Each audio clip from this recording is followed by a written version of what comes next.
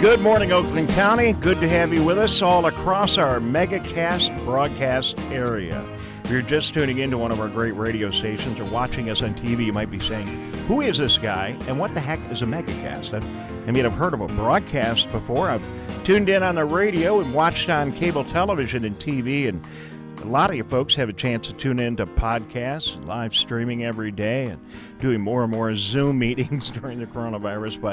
But a Megacast is all of the above, all combined into one county-wide broadcast to bring you the very latest of what's going on in the coronavirus. Good morning, I'm Dave Scott in our Lakes FM studios in West Bloomfield. And we thank you for joining us on three great radio stations this morning. 89.3 WBLD, Lakes FM in West Bloomfield, Keego Harbor, Sylvan Lake, and Orchard Lake.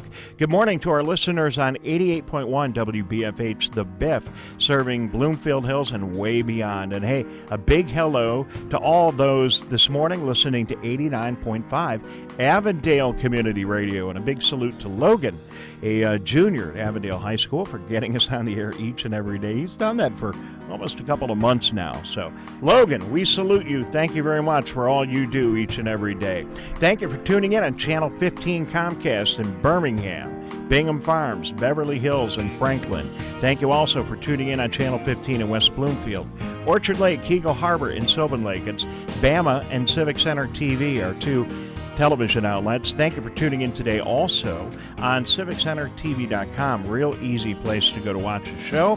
And every day we have a Facebook partner. Today our Facebook partner is the Greater West Bloomfield Chamber of Commerce, and you can tune in to the broadcast there and watch us on Facebook Live. So, an awful lot going on. Tyler Keefe steps into the studio. Tyler, good morning. How are you? Good. How are you, Dave? Fantastic. Watch out. I'm all wound up. I had a lot of coffee this morning. Uh-oh. So, a definite uh-oh. Coming up in a moment, Captain Dan Edwards of the Bloomfield Township Fire Department. He'll be checking in. We'll get an update from one of our finest first responders in the area. We're going to talk to the managing partner of Bud Malone and Company. They are financial experts, and we all need a little bit of financial help right now to get through the coronavirus. A lot of new developments. Eric Glick of the Glick Law Firm talks about Zoom meetings and how the courts are working with Zoom, and we look forward to checking with Dr. Russell Faust. Always fascinating to talk to him. He's the medical director of the Oakland County Health Department. This guy, he's awesome, Tyler. I really enjoy talking to him. He is a no BS, brilliant health official, and we are so lucky to have him here in Oakland County. We're going to talk to an Oakland County pediatrician as well. Tyler, we've been hearing a lot about folks not getting their immunizations, and you got to make sure that your kids get immunized, but it's been really hard to get that done in the midst of everything else, and you've not really been able to get back into doctor's offices for routine stuff. So we're going to talk about that because you gotta get immunized, right? I mean, you do. We're hoping for the coronavirus vaccine. Let's not forget about all the other vaccines that are helping us with everything else. Our news headlines today, and we're going to get into these stories. The malls are opening in our area today and tomorrow. Our own Erica Jones is going to head out live to 12 Oaks Mall today, and we'll get a live report. MSU campus, they now say, is this correct, Tyler? You're an MSU alum. Yes. They now say that they are going to be open this fall. Is that correct? Yes, for students. Yes, they are planning to be open in the fall. They're planning to restart classes on their regular date in September. I believe it's September 2nd. And you might be able to see him in the back of the studio observing the show today. Keeping his 6-foot distance is Brandon Rothenberg. He is a Michigan State University graduate, an area resident, and we're going to talk to Brandon about what it would have been like for MSU students going back in the fall, but not really going back, and also find out how commencement ceremonies were handled up at Michigan State. And he's a future broadcaster. We love having future broadcasters on the show. So we'll talk to him a little bit as well. By the way, Erica's going to pop in here. She was at the press conference yesterday, first press conference that we had in Oakland County where the media was invited to come in the room since this whole coronavirus thing broke out. And really nice yesterday that she was able to make it to the press conference. We're going to find out about these new opening kits that businesses can get, and it will help you if you're reopening your business. Oakland County has got a kit that will help you make all that happen, and we will get all the details on what was announced there. Tyler, the barbershops are doing what a lot of other industries decided to do. They are not waiting for the governor to come up with a plan. They are putting together a plan of their own and are shipping it off to Lansing. They want to open up. I think they were listening to the show yesterday when we talked to the dentist, and we said, well, if you can open up, why can't a barbershop open up? I think that's exactly what happened. They heard that, and they said, you know what, let's put together a nice, quick, but extensive 8-step plan for this. So that is exactly what happened. So we look forward to talking about that later on. Death toll in the state of Michigan continues to go down, and we're going to find out about that. And if you can take care of that, Tyler, be great. And then I understand, I just talked to some folks just before we went on the air that apparently Soaring Eagle is going to be opening this weekend along with all of the other outstate casinos. So we'll mention that real quickly. And did you get a date? And that's probably what this... You see, he hands me these little sheets of paper. Can't we afford... I understand there's a coronavirus going on right now, but can't we afford like a full sheet of paper, or is this for my convenience here? That was for your convenience and for expedient information. Do we have a note that says when the West Bloomfield Township Hall is going to open up to people? I had spoken this morning with Jeff, who had spoken to West Bloomfield Township, and he had said that they are planning right around June 15th. All right, nothing before official. The public can nothing come official yet, but that is their hope as of now. I was over there earlier today, and they have employees back in the building, so we'll go over and say hello. Can we send Erica over there and just say hello to everybody and get some smiles from one town hall, and we'll talk to the other folks from around our area and see when they are opening up. So, without any further ado, very patiently waiting on Zoom is Captain Dan Edwards of the Bloomfield Township Fire Department. Captain Edwards, thank you very much for joining us. Good morning and welcome to the Megacast. Can you hear me? Good morning. Thanks for having me. And yes, I can hear you perfectly. Can you hear me? I can hear you just great. Thank you very much. You gotta just like pop right in and speak up on this show, or so yes, it's good to hear you. Thank you for joining us. We wanted to check in. Okay, well, I'm going to start out by speaking up. All right, start out by speaking up and saying that I work in the police department. Yes. Okay, it says fire department here on my sheet, so I apologize. Captain Dan, I'm going to call you that for a second. We're going to take a quick 30-second timeout. Every once in a while, the Zoom doesn't work quite the way we want. Connectivity isn't perfect. I'm going to get you on the phone. We're going to take a quick break, and we'll be back in a moment. This is the Megacast. I'm Dave Scott and Tyler Keefe. We'll take a 30 or 60-second break and be back and talk to the police department in Bloomfield Township next. Hi. Hey, Captain. We know that COVID-19 is spreading rapidly across Michigan right now. The most important thing people can do to protect themselves is social distancing. That means unless you are a critical infrastructure worker or going out to get food or medicine for your home, you should be staying at home.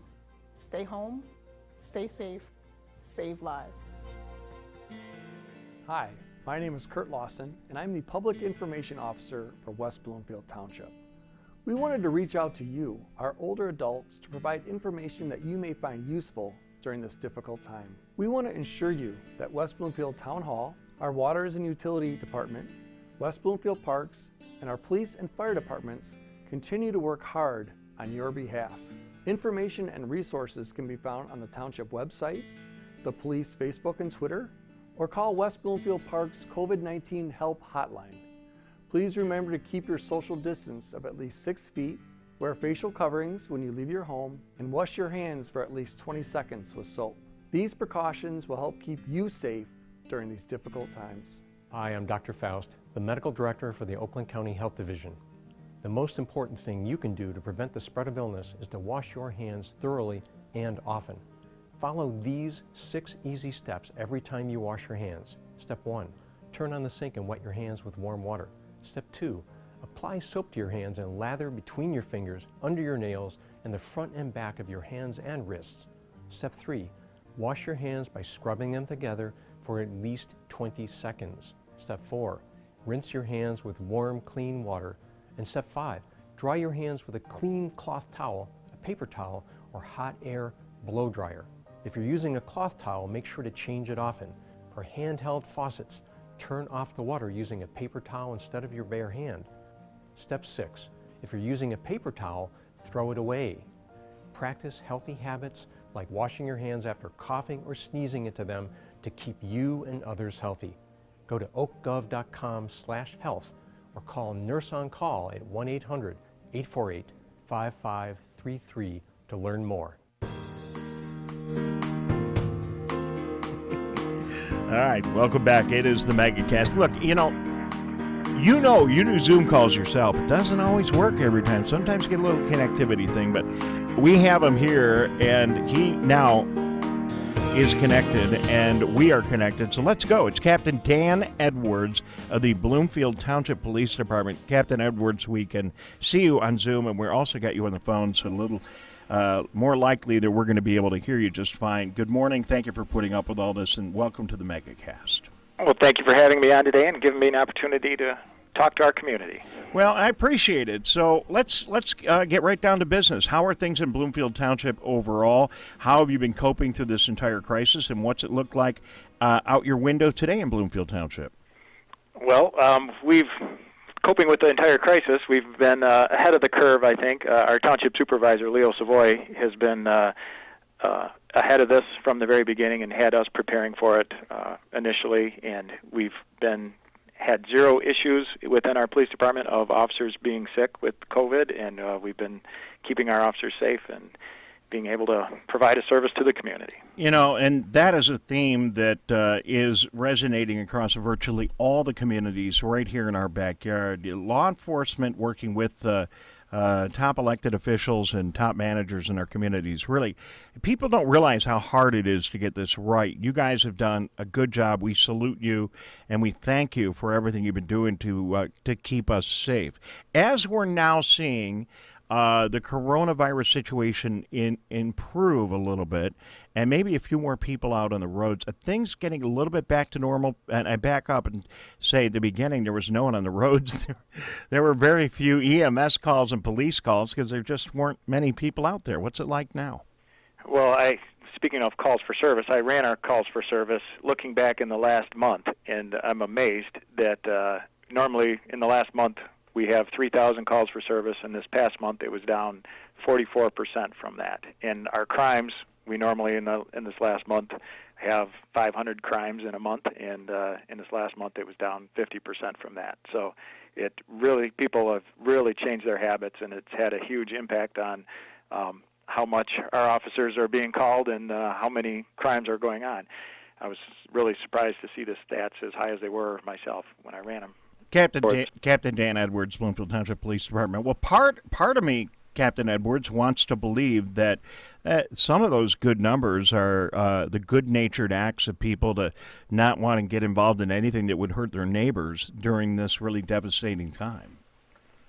I would agree with that. A big part of our calls throughout this has been a lot of people's anxiety about what they should do with social distancing and wearing a mask, and they were calling on their neighbors to make sure they were being compliant, and we were going out initially and investigating those, and we're still having those. We just had a call a few minutes ago from a store that somebody was asked to go put a mask on before they come into the store, and I think they were the ones that called us, and they were concerned of if the store was doing things right. So we go there and we talk to people and educate them and make sure everybody's doing the right thing, and which they were. And well, I appreciate you bringing that up, Captain Edwards, because let's take a minute and help the grocers and the retailers who are opening today. We've got malls that are beginning to open up today and tomorrow, and strip malls and a lot of businesses.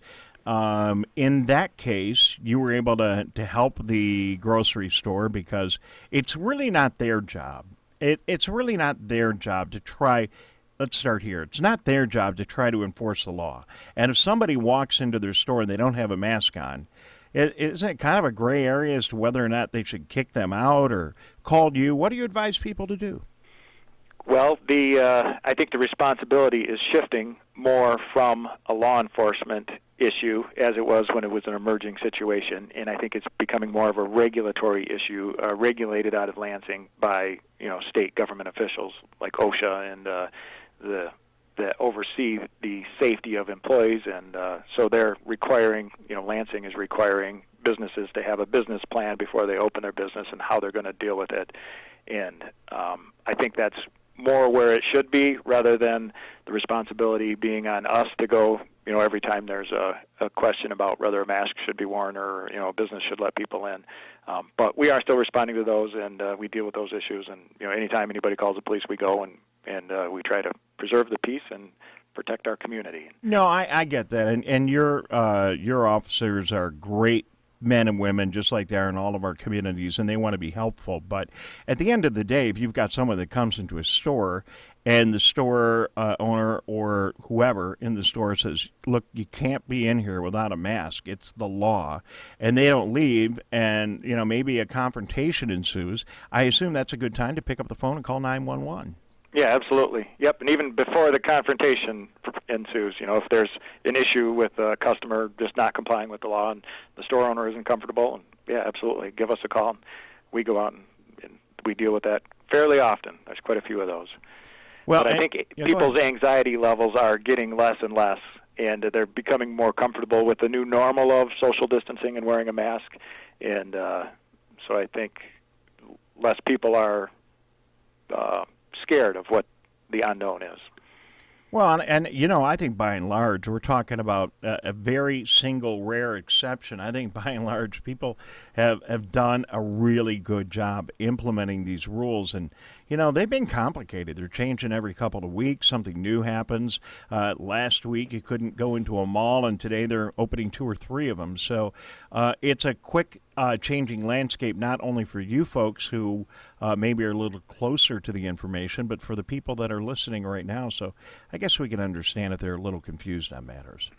We're on our 104th order from the government on reference this, or from the governor reference this pandemic. So we work hard to keep all our officers up on all of those, because they have to go out and tell the people what the laws are and try to keep everybody on board. But it's definitely an emerging and a fluid situation. So we just focus on educating and getting voluntary compliance. My guess is you've not got yourself in the quagmire that the sheriff department up in Owasso has, where you're having to enforce something that maybe the people that put you in office in your own community don't really support, or maybe they do. I mean, I don't want to get political here, but, the sheriff up there and some of the other sheriffs around the state of Michigan, all who, by the way, have to get elected, but they have not, in some cases, wanted to enforce some of these rules for whatever reasons. Have you had to deal with anything like that, Captain Dan Edwards, Bloomfield Township Police Department? Well, I'm well aware of those issues up there, and I'm good friends with the sheriff up there. But our view is that we're the enforcement branch of the government, and it's our job to enforce the laws, and so we go out and enforce laws. We're allowed to use discretion in the way that we enforce the laws, and with the new and emerging situation, we obviously are, like I said, approaching it from an education and a voluntary compliance, and we're not looking to issue citations or arrest people. And right from the beginning, we told our officers, the court systems and the jail systems are suffering from this pandemic also, and they don't want to be overloaded with a bunch of tickets or a bunch of arrests. And so, let's try to avoid that if possible and try to just get the voluntary compliance. And we've succeeded at that throughout this entire thing. We've issued 0 citations and made 0 arrests. And we've just done it all through talking with people and explaining that, this is a healthcare crisis and you're doing this for your neighbor's health and for everybody's health. And people get that, and they want to do the right thing.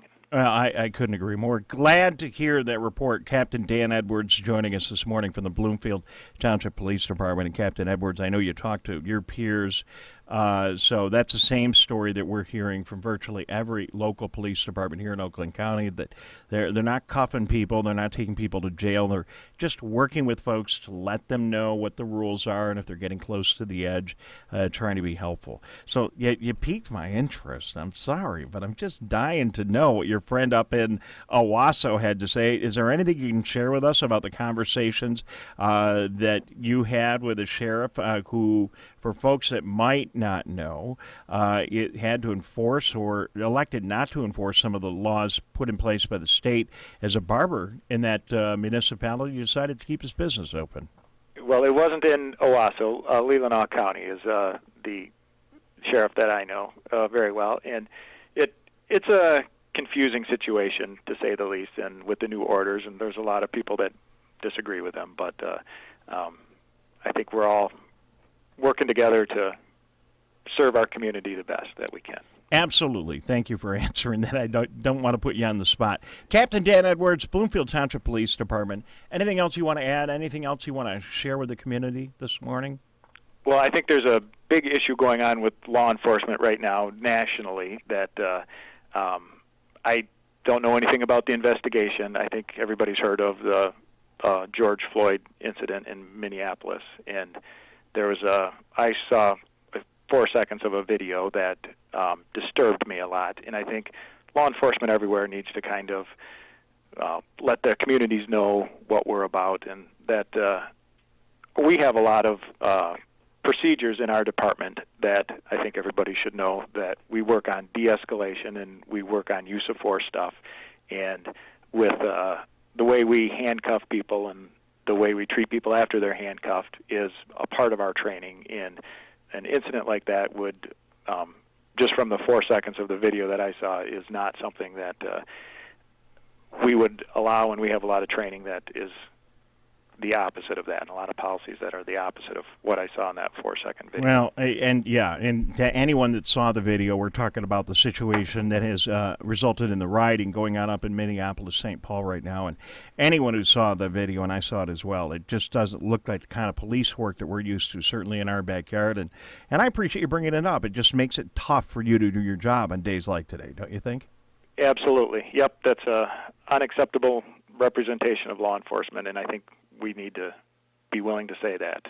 Well, I appreciate you saying that, and I'm going to just back at you, Captain Dan Edwards, Bloomfield Township Police Department. I think our police departments, fire departments, EMS, all the emergency personnel in our backyard during this crisis have done an absolutely amazing job. And let's not minimize the challenge that we've all faced here in Oakland County, as we have seen more COVID-19 here than virtually any other place in the country, maybe barring New York, New Jersey. So good job to you. Please extend our thanks to everyone in your department.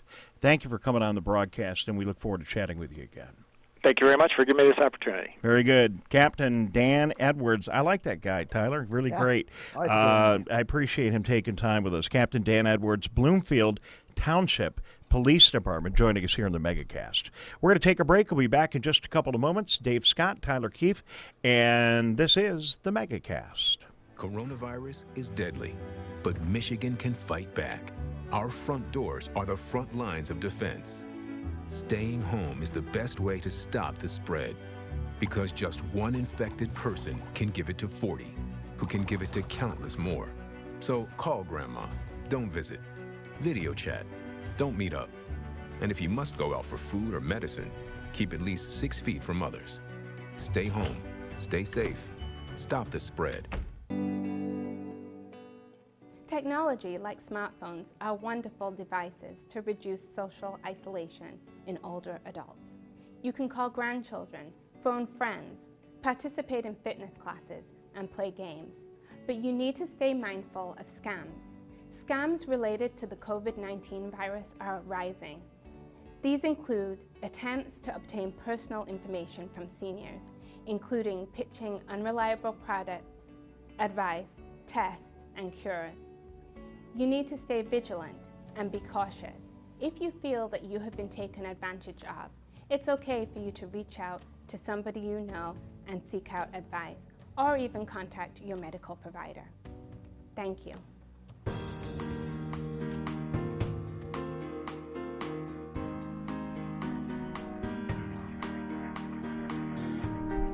Welcome back to the Megacast on Lakes FM 89.3 FM, 88.1 WBFH The Biff, 89.5 Avondale Community Radio, Bloomfield, Birmingham Area Television, Civic Center TV. You can find both of those on channel 15 at Comcast in those respective communities. If you're anywhere around Metro Detroit, you have AT&T cable, go to channel 99. Couldn't be easier. Go to channel 99 and click on the West Bloomfield Community Television channels, and you will find us. Today, you can go to the West Bloomfield Chamber of Commerce Facebook page and find our live stream there. We are also streaming live at civiccentertv.com. We invite you to go to that website anytime. Tons of coronavirus information, links to the CDC, links to Oakland County, links to the state of Michigan, links to all of our various communities. A lot of very helpful and useful information. Good to have you with us. Our own Erica Jones is standing by. We're going to check in with her in a couple of minutes. Oakland County held their first press conference in front of actual live media yesterday that they have done since the coronavirus broke out. And they were talking yesterday, David Coulter, County Executive, and others talking about some new business relief and packages to help businesses that are reopening. She's going to tell us all about it. She was there. And then Eric is going to scoot off to 12 Oaks Mall, and we'll see how things are going there as our malls begin to open. Today is the first day for 12 Oaks Mall, and Crossroads Mall and other malls will be opening soon. Somerset is going to be opening up tomorrow, so lots of commerce and shopping will ensue shortly. And sitting in the studio behind us, might be back there, yeah, he is back there right now, is Brandon Rothenberg. We're going to talk to him in a couple of minutes. He is a graduate of Michigan State University. What are all these MSU alum doing around here, Tyler? It just can't get rid of us. Can't we find any guys from University of Michigan to come by here? So Brandon's going to check in. In the news today, we are hearing that MSU is joining virtually every other university across the state, and they are at least planning on having students back in campus. So we're going to get Brandon's thoughts on that and talk a little bit about how commencement has gone or not gone this spring for graduating MSU students. So that and more coming up right here on the Megacast. A little later on in the show, we're going to talk to Eric Glick of the Glick Law Firm. Always many legal issues to deal with. And looking forward to talking to Dr. Russell Faust, the medical director of the Oakland County Health Department. If you've not heard him on the show, you probably heard the public service announcement we run. This guy's fantastic. We are so lucky to have Dr. Faust here in Oakland County. He's provided excellent leadership and always has really good information for us when he's here. So we'll chat with him later on in the broadcast. Joining us now is Lou Malone, CFP Managing Partner with Bud Malone and Company Financial Planning in Auburn Hills and in Plymouth. And Mr. Malone, thank you very much for joining us. We see you looking good on Zoom. Thank you for joining us on the Megacast today. Thanks. How are you? Good. We don't take that for granted. You know, it's sometimes hard to get everything hooked up. So thank you very much. I assume, are you working at home? Are you working in the office? Where do we find you today? No, we're working in the office actually with, I guess you could say our business has been essential. You call it the essential portion. So we have not missed. I've been in the office every day. All right, very good. So just before I get into all the obvious questions, what has been crossing your desk as a financial planner primarily during the coronavirus? I know that's an enormously broad question, but yeah.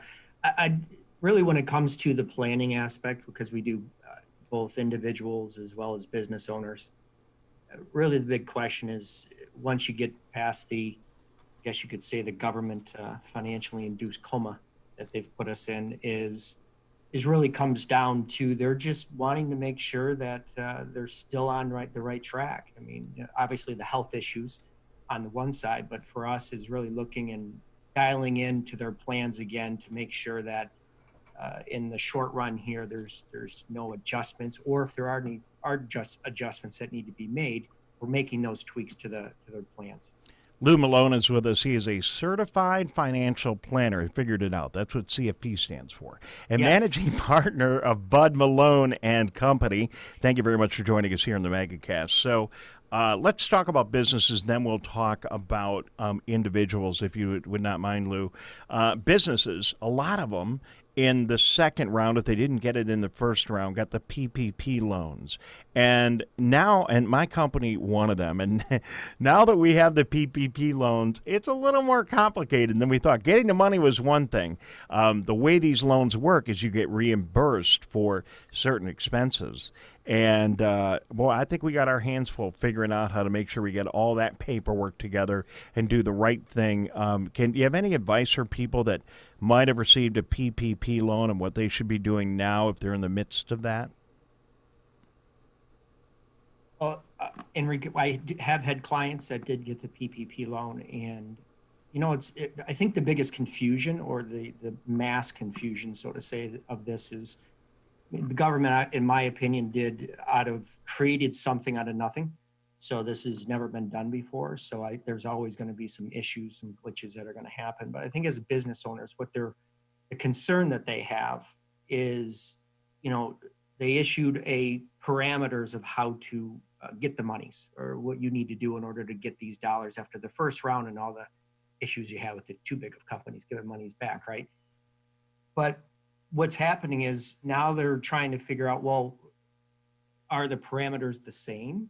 Or are you now adding certain things that you didn't tell us when we applied for these dollars? And does that mean that they're going to be forgivable? Not going to be forgivable? So I know we've been, dialing in a little bit to the Michigan Association of CPAs. They're trying to figure out the final language that's going to be attached to these loans. So my assumption would be, and my advice to business owners who did get it, is continue to do what you were supposed to do. You got the money to pay for, obviously, to retain employees, as well as maybe pay for some rents or utilities. As long as you stay on those parameters, I think pretty much you're going to be fine, unless the government throws us some curveball that is very possible. But yeah, I mean, this whole thing came out. The whole thing came out pretty quickly, and I know the rules are changing a little bit in the midst of the game. So hopefully this will all work out for all of us. On the consumer side, let's talk about consumers. So you're a consumer, you're having a hard time, you might be unemployed, you're contemplating utilizing your credit to get through this tough time. You got maybe some credit cards, maybe you could take advantage of some line of credit or something, or maybe worst case scenario, a payday loan. What should people be careful about as they're getting through day to day? Well, I think the biggest challenge that they have is, especially, I think it kind of comes by segments. If you look at it broken down day to day, is you have that, which I think you're probably pointing more towards, is the industries that really are the employees or individuals that got hit the worst, are the ones that are working in that service industry. So those are probably, I would say on average, they are the college graduates / 20 something, 30 something, that they find that they are unemployed. Now, the positive, obviously, as you know, the unemployment insurance, as well as the additional amount of money that they're getting, I believe it's until the end of July. I think it's like $600, something like that, which is helping. But my view on this is just be real careful in regards to, if they're going to have to dip in or utilize the credit cards that a lot of them actually go to as the first resort, is you want to be real careful not to overextend yourself.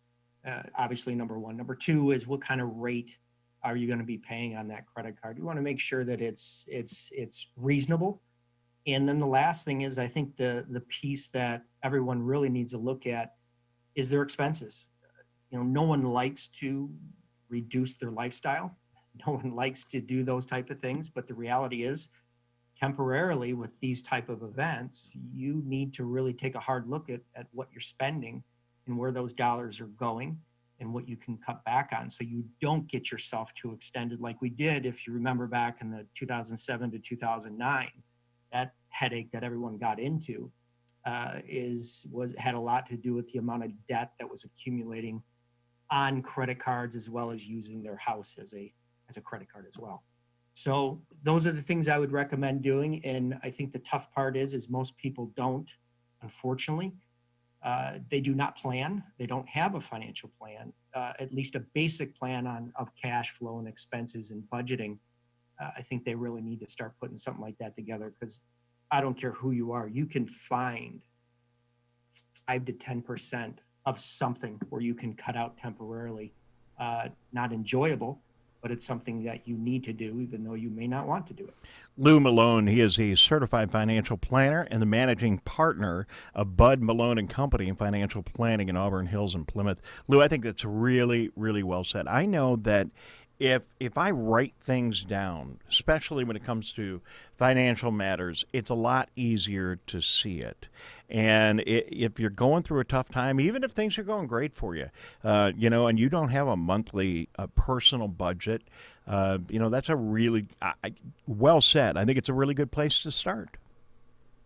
Well, and I think also one of the things that we try and teach clients and for whatever wealth level they're at, there's one commonality. And I think we all have some issues when it comes to our behavior and how we think things through our cognitive bias and how we separate dollars and money. So my point is on this is we try and visually show clients, for lack of better words, we're going to create buckets. Bucket one, they can see, right? Because finance is boring. Let's face it, it's boring. It's numbers. Everyone falling asleep when you're trying to explain it to them. So if you can visualize that, all right, bucket number one that you're going to create is this is your bucket for emergency expenses. These are the things that if events like these that come out of left field, whether it's 3 months, 6 months, 9 months of living expenses, go in this bucket. This is if the world ends, as the financial media says it's supposed to happen every single day, it's supposed to end. So this is that emergency bucket. The next bucket is that bucket we create for any upcoming expenses that you're going to have over the next 1 to 5 years. Those are the roof, those are a car I want to purchase, those type of things. And then the final bucket that we try and build for clients to visualize is, okay, that's a long-term bucket. So these are the dollars that are for accumulating for hopefully retirement planning, whether you're in your retirement phase, maybe it's the dividends and income cash flow coming in from that bucket. So if you visualize those three and realize that once you separate those, I think it helps people when they actually come to what dollar, when I make that dollar from my job after taxes, where do I put pieces of those in those different buckets? And I think it allows them to kind of get a better grasp of where those dollars are going. Yeah, I like that. Unfortunately, my buckets and the buckets for a lot of people are shot glasses right now. We just don't have as much going on there. Let's turn to people that are in really good shape financially right now, and maybe are in their retirement years and they're doing okay and they have some money put away. The market's been all over the place. What are your thoughts? Well, what we're getting is, for those that are in the retirement phase, I think it comes down to, I know I'm a bit of a broken record here, is you got to reassess or reevaluate or revisit your plan. And the issue that most people come into when they think about investing and retirement planning, they think it's all about investing. And investing, believe it or not, is a very small piece of it. The investments build the plan. The plan is the cash flow, how you decided where those monies are going to come from, Social Security, pensions. Are they going to come from dividends and interest that you built from the portfolio? And then once you see this happen, this shock, so to say, of the markets, as you know, went down in general from the peak 35, 40% in a very short period of time. Listen, people are human. Their human nature is going to make people nervous. They are going to get nervous and go, oh my gosh, am I going to make it? Will I run out of money based on this? Mm-hmm. Well, again, behaviorally, they're going to do the wrong things at the wrong time. So what we try and do is, again, revisit and refocus them to their plan. Let's take a look at the plan. We built the cash flow. Does it still work? Are you going to run out of money now temporarily because where we're at with your portfolio? Do we need to, for example, the dividends and interest you may have been living off of as a supplement to your retirement, do we need to turn them off or kind of turn the spigot off, so to say, and hold off for right now and dig into that, remember that bucket, which is your emergency funds? Maybe temporarily we need to dip into that a little bit until we get a recovery in the markets whenever they come. No one knows when they're going to come, but those are the things we're trying to do. And that's really what clients are looking at. But I think as they reassess and we revisit the plan, 99% of them go, and this is actually what's happening. Clients are going, oh my God, I feel so much better. Okay, good. Well, let's just keep moving forward now. Yeah. I mean, through most of these financial crises, if you can have the discipline to chill out and relax, and I'm no financial expert, you're the financial expert, the storm will calm. But it's awful hard. You turn on the news every day and you're watching CNBC and you see things going south. It gets very disconcerting, especially for people who are counting on their investments to live every day. So, Lou, thank you so much. Any final words before we zip along? I think essentially we'll get, like everyone's saying, it's a unique event. Essentially, it's a unique event, but how the markets have behaved is very similar, and we'll get through it. We are getting through it, and even though there may be a short-term pop-ups of things as people go back to work, which is probably normal, we'll be fine. Quick answer. Do you believe fundamentally the economy is still strong? We're just in this hole, or do you think that this is going to take 5-10 years to get out of this? I think 5-10 years is a little silly. I think I think essentially this is more, in my view, more of an emotional, kind of like a 9/11 issue, that we had mental scars from this event versus a financial crisis of 2007, 2009. Okay. I can't prognosticate. But my best guess is it's going to be much shorter than people think it's going to be. Because the economy was very strong, and we just have to, I guess, take everyone off that financially induced coma that the government put us on, which they're doing right now, and we'll be fine. My friends, Lou Malone believes in the V. That is good. We're glad to hear that. Thank you very much for being with us today. He is Lou Malone, certified financial planner with Bud Malone and Company Financial Planning in Auburn Hills and Plymouth. Lou, real quick, phone number, email address, website you want to pass out for folks who might want to get a hold of you? People can go to our website. It's budmalone.com, or they can shoot me if they have questions. It's lmilone@budmalone.com. Couldn't be If they easier. have questions or concerns. Thank you, Lou. Appreciate it. Thanks right, so thank much you. for being with us. Good advice for folks. So we have your financial house in order. Now let's go spend some money. We're going to head out to the mall in a couple of minutes. Erica Jones is going to check in, tell us about her excursion this morning, and then also take a look back at yesterday's press conference she attended at the Oakland County headquarters with David Coulter, talking yesterday about packages of information for businesses that are reopening. It's the Megacast. I'm Dave Scott. Tyler Keefe is here, and we'll be back in just a moment. Hi, I'm Oakland County Executive Dave Coulter. Our top priority remains slowing the spread of COVID-19 in our communities. Please stay home, and when you must go out to an essential business, take precautions like social distancing and washing your hands when you come home. Because of the pandemic, we are behind in our response rate in Michigan. While you are home, please take a few minutes to fill out the census. It is more important than ever that we receive money back from our federal government. The census is Oakland Together. I know you're concerned about the coronavirus, and we're working hard to combat its spread and keep your family safe. But we need your help too. Wash your hands often with soap for at least 20 seconds. Avoid touching your face and cough into your sleeve. Replace handshakes with an elbow bump. Avoid large crowds or events, and if you're sick, stay home and call your health provider. Every one of us can make a difference limiting the virus's spread and keeping Michigan healthy.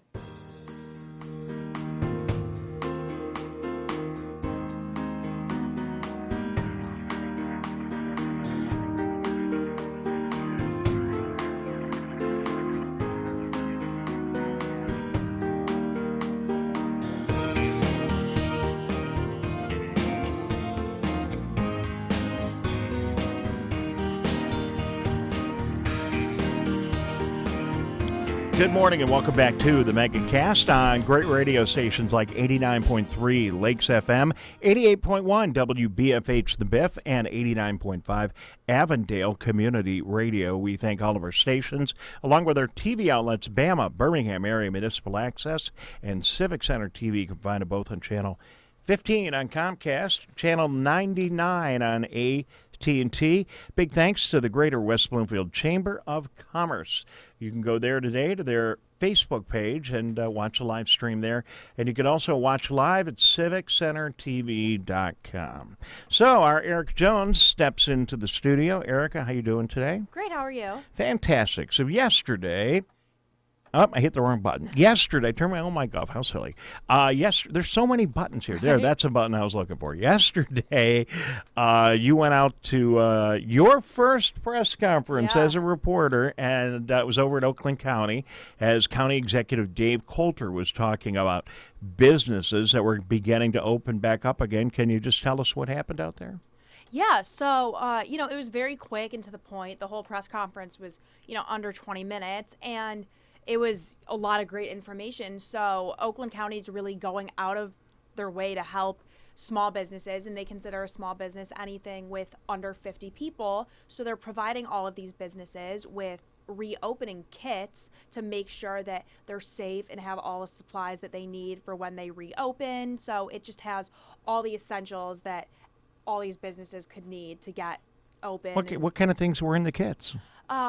There's masks and gloves, hand sanitizer. The coolest thing I thought that he said were very hard to get, but they managed, were the contactless thermometers, so they can take.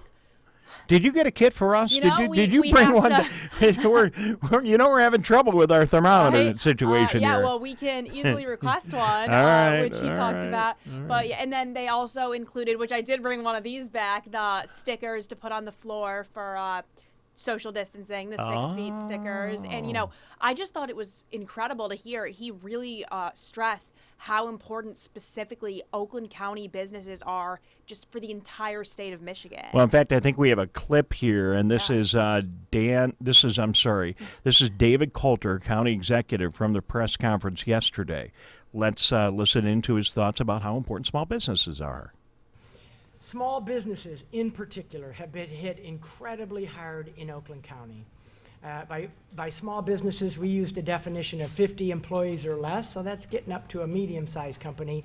But these businesses are really the lifeblood of economic activity in Oakland County. They represent 93% of all businesses in our county. So it's critical that we help them get back on their feet as soon as possible. It's critical for a number of reasons. It's critical for them to get back on their feet economically. It's critical for their employees to get back to a life that reflects a more normal that they used to know. But I will also say, I think it's critical for the state of Michigan that Oakland County get back on its feet economically. In many ways, we remain the economic engine of this state. 20% of all the economic output in Michigan happens here in Oakland County. And if we're going to be successful as a state, we got to make sure that Oakland County businesses have what they need.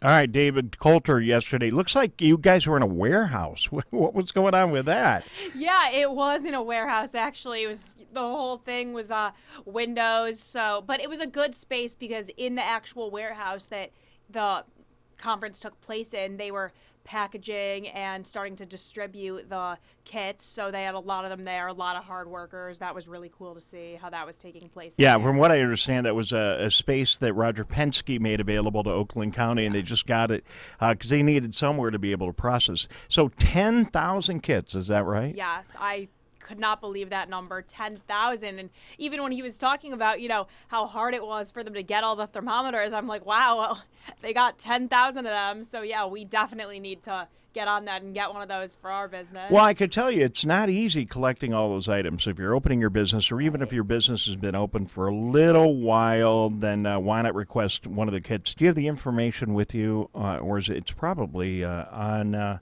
the Oakland County website with how to actually request one of the kits? Yeah, well, actually, Dave Coulter articulated that very well yesterday in the press conference. So we have another clip of him on our website that gives the specific information for how each business is able to request the kits. Nice segue. Let's listen to David Coulter. They have to request one is simply what they have to do. And so some of them are requesting it through their local DDAs and their chambers of commerce. We have good relationships with all of them, and so do they. So that's why the first wave is going to those folks. But if you're not in a Main Street community or you're not part of a chamber that you're active in, you can simply go to oakgov.com and then go to the COVID section, and there's a button called Toolkits. And that's how you can request your toolkit. Very simple. Any business in Oakland County that's 50 employees or less are eligible. All right. Well, we would qualify for that. Yeah. We would definitely qualify for that. So, all right. So, do as the county executive said. So, all right. Well, I appreciate it. Thanks for checking in. So, I don't know how much time we have left here, but you're going to head out to 12 Oaks Mall, right? Yes, see what you can find out there. See if you can find some shoppers there. And maybe if you have enough time, pop your head over in the West Bloomfield Township Hall and just see how things are going there. It's not open for the public. I want to stress that.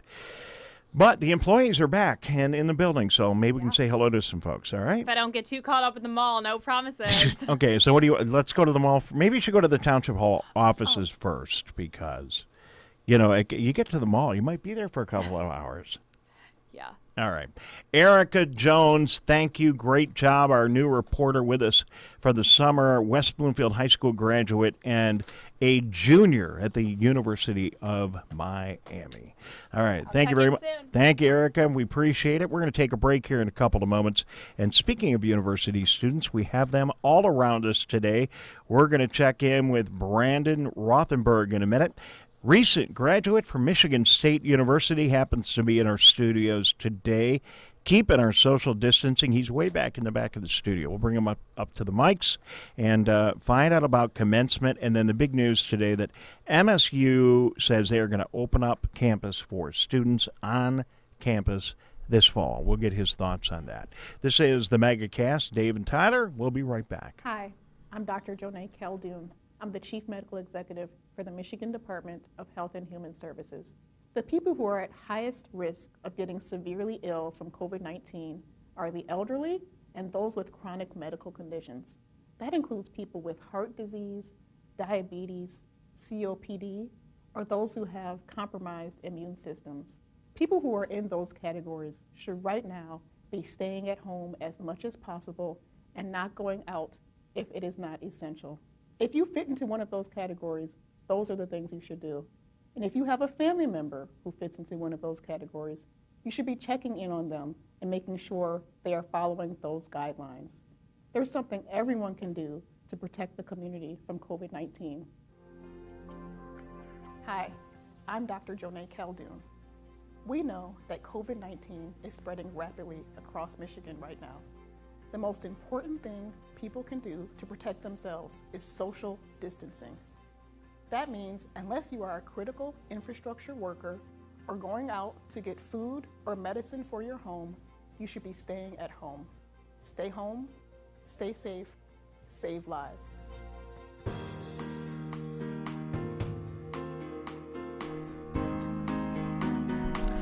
Stay home, stay safe, save lives, at least until the 12th of June. Well, we're going to continue to stay safe and save lives, but that is the current status of the stay-at-home order. A little bit of a confusing state of stay-at-home order right now here in the state of Michigan because we have the stay-at-home order, but we have businesses opening up like crazy, and now we have the new 10-person rule here in the state of Michigan. It makes it hard to figure out what you can do, what you can't do, but you can get together with groups of 10 people as long as you social distance, and as we are doing here in the studio, keeping our 6 feet apart, or you get out the masks or do whatever you need to do. So good luck, my friends, keeping track of all that. We'll do the very best we can to keep you up to date on all that is going on. One of the big things we've been talking about over the past couple of weeks, and yesterday actually went down a list of all the universities in the state of Michigan that have made plans to bring their students back in the fall on campus. Absent from that list yesterday was Michigan State University and the University of Michigan. But here in our backyard, Oakland University was one of the first schools to come up with a plan, and they have kind of a mixed plan for the fall. MSU makes their big announcement yesterday, and they say they are going to have students back on campus. So we thought it would be a good idea to say hello to Brandon Rothenberg, who happens to be in our studio today. Brandon, hello. Welcome to the Megacast. Thanks for having me in today, Dave. Pull that microphone down just a little bit so we can see. I'm careful with that mic flag there. It might fall off in the back of it. So thanks for being here. So you just graduated as a journalism student from Michigan State University. By the way, good to have you here at our studios today, and congratulations on your graduation. Yeah, thank you. Appreciate it. So what happened with commencement this year at MSU? Well, the way it went down from my end as a student, I was at the gym in the morning, and there was a lot of discussion in group chats that I've had with friends and whatnot that they were going to cancel classes. This was kind of like the beginning phase. And I got an email from our president who basically said that they were making the decision to cancel all in-person classes and that everything will be moved online. And that was early April or right around the end of March as things were closing down, correct? Yeah, it was actually right around the beginning of March, and what they initially had planned was in-person classes were going to resume April 10th. And as we approached April 10th and they realized that the situation wasn't necessarily getting any better, that in-person classes were fully canceled for the rest of the semester, including final exams. So you're a senior, and classes are canceled. I assume you went home, as most folks on campus did, or stayed wherever you were. And then did you wonder about commencement, and what ended up happening with commencement ceremonies? Yeah, I thought about it. I know that at the time, University of Michigan had announced that their commencements were completely canceled. And I was wondering, would that be the case for us at Michigan State? Would it be postponed?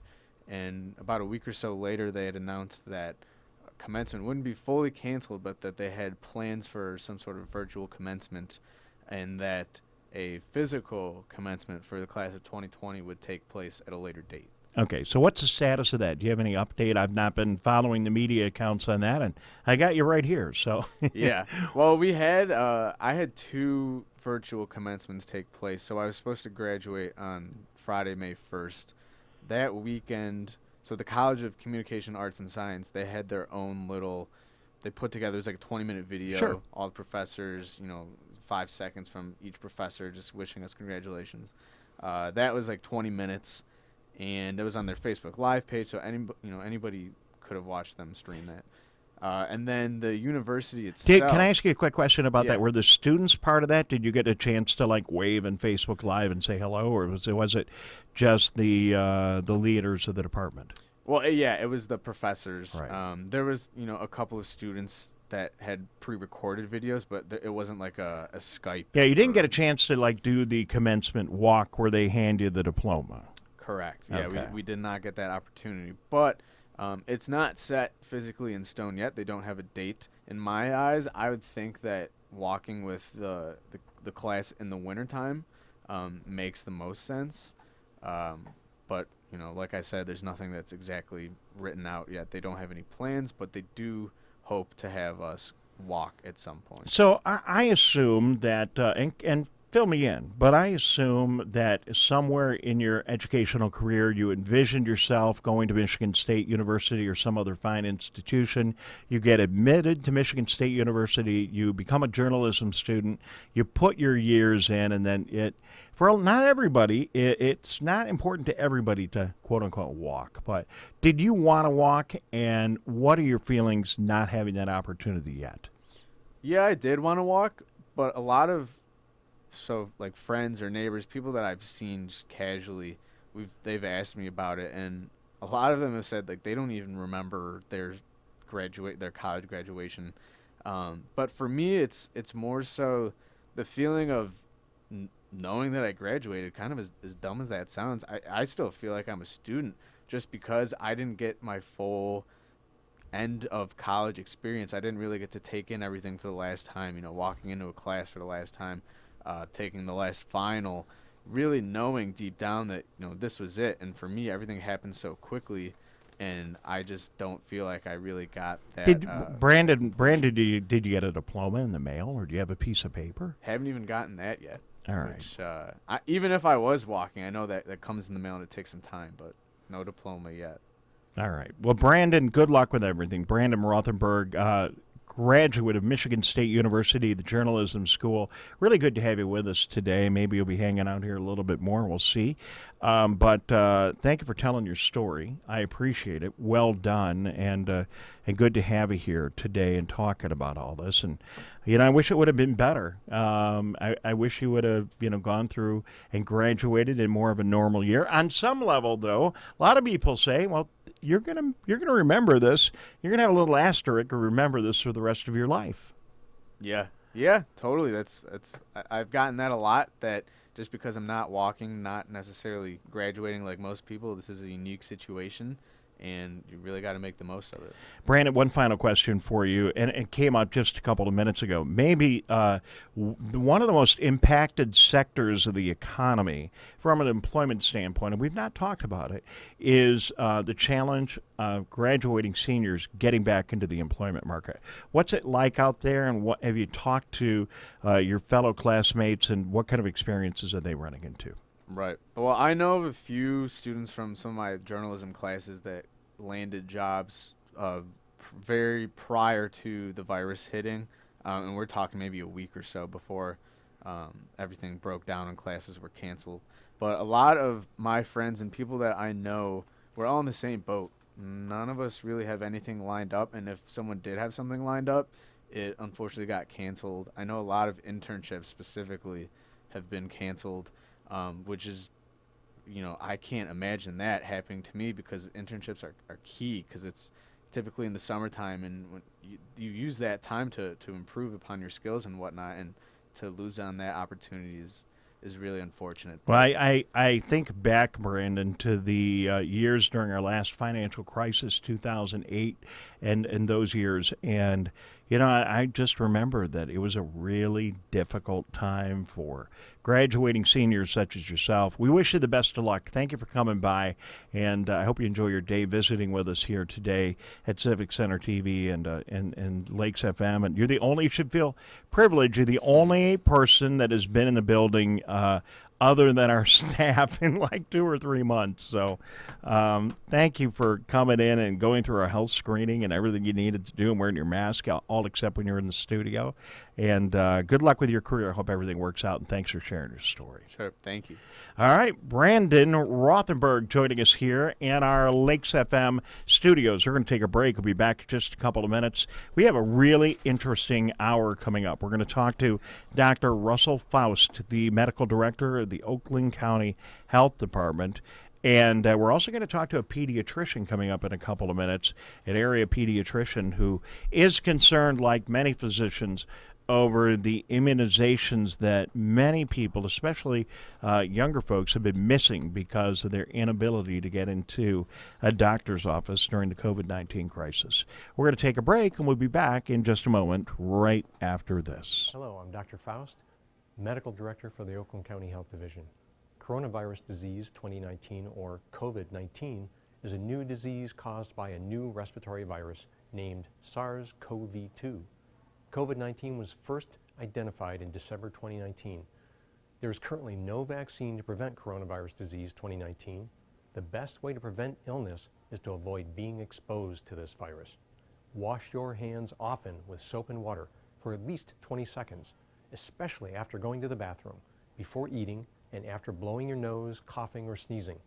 Clean and disinfect frequently touched objects and surfaces using a regular household cleaning spray or wipe.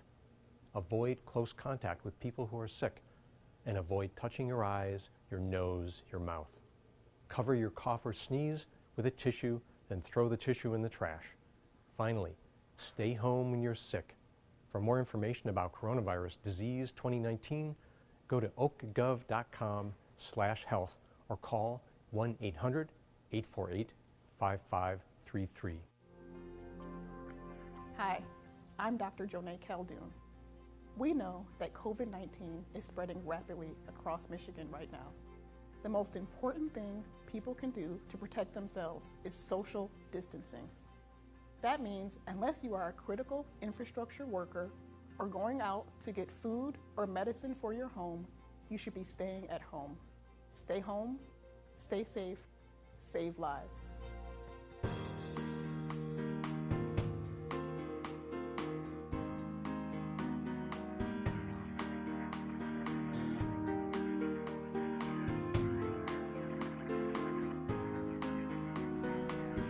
Thank you very much for joining us on 89.3 WBLD Orchard Lake, 88.1 WBFH Bloomfield Hills, WAHS Auburn Hills, 89.5 Avondale Community Radio.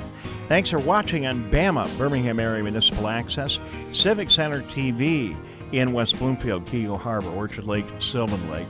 Thank you very much for tuning in on the Civic Center TV website at civiccentertv.com, and also very good to have you joining us on Facebook Live, as we have a Facebook Live partner, a different partner each and every day, and Facebook partner today is the West Bloomfield Chamber of Commerce. So we have a busy hour. We're going to talk to an attorney, we're going to talk to a pediatrician, and we're going to talk to a health expert, none other than the Medical Director of the Oakland County Health Department, Dr. Russell Faust, who you hear virtually every half hour in this show. Fantastic job he's doing in Oakland County, and we look forward to talking to him. Very quickly, Tyler Keefe, the headlines of the day.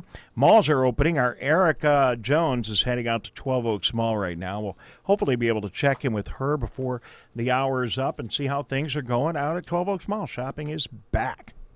Yeah, it's great. I'm sure a lot of people are going to be filing in there over the next coming days, especially over the weekend, with most of the local malls by tomorrow night being open and for business. Yeah, I'm curious how it's all happening. We're looking forward to talking to Eric in a couple of minutes to see what's going on. And, you know, most of these openings have not been very dramatic because people don't know how to do it. Not too many people show up, and it's, 11 o'clock in the morning, so not prime time shopping yet. But, we're not going to have thousands of people walking around our malls. All the retail in the malls, they're still by appointment and 10 people, correct?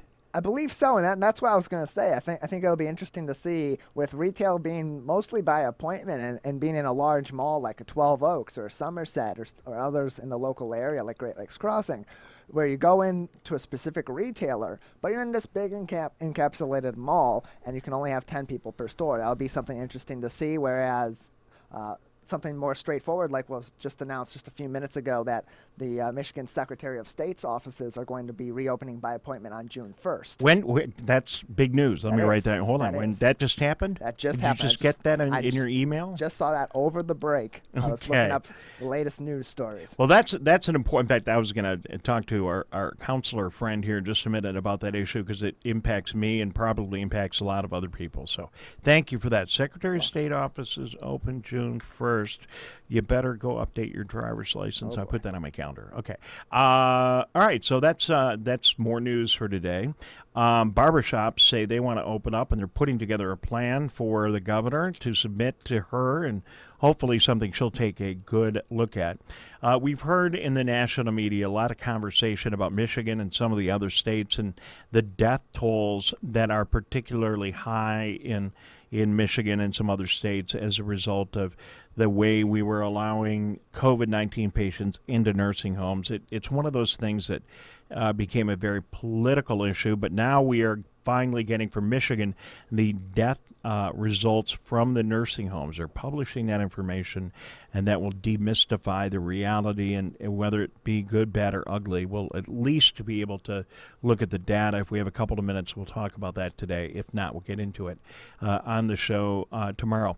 And the outstate casinos are opening up over the weekend, and you just wonder how much longer it's going to be before the casinos open in Detroit. Jurisdictionally, they're different. The tribal casinos are really their own governments. I think they could have been open the whole time. They can really do whatever they want. Now, they don't want to pick a big fight with the state, but I mean, legally, I think they could have done whatever they wanted. I believe because they are technically a part of those individual sovereign nations within United States territory, so to speak, that they would have that clearance. But what will happen in our Metro Detroit casinos, and when will those open up? It kind of, you think about those and you think, well, that's got to be one of the last kind of things to open. Big crowds, people close together.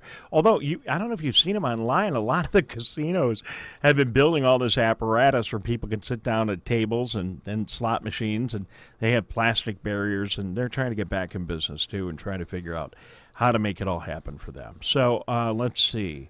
Malls open. We talked about MSU, barbershops, nursing homes, Those are the big headlines for today. So we'll continue to keep an eye on those, and we'll wait for our Erica Jones to check in from 12 Oaks Mall shortly. Meanwhile, we're delighted again to be joined by Eric Glick of the Glick Law Firm, who's been here with us frequently over these past several months to help us find our way down this very complicated COVID-19 path and look at things from a legal perspective. Mr. Glick, thank you for coming back to our little old radio and TV show here.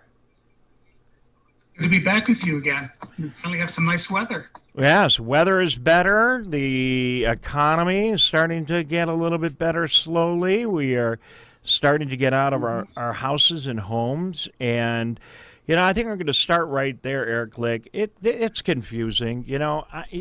It's so hard. I think the police department from Bloomfield Township, they were on earlier today. Yes. And we were talking to Captain Dan Edwards. He said there have been over 101 executive orders during this crisis, and it's been awful hard. And we follow these religiously. It's been really hard to figure out how to implement this. Are you getting phone calls at your office with people saying, hey, which way do we go on this, that, and the other thing?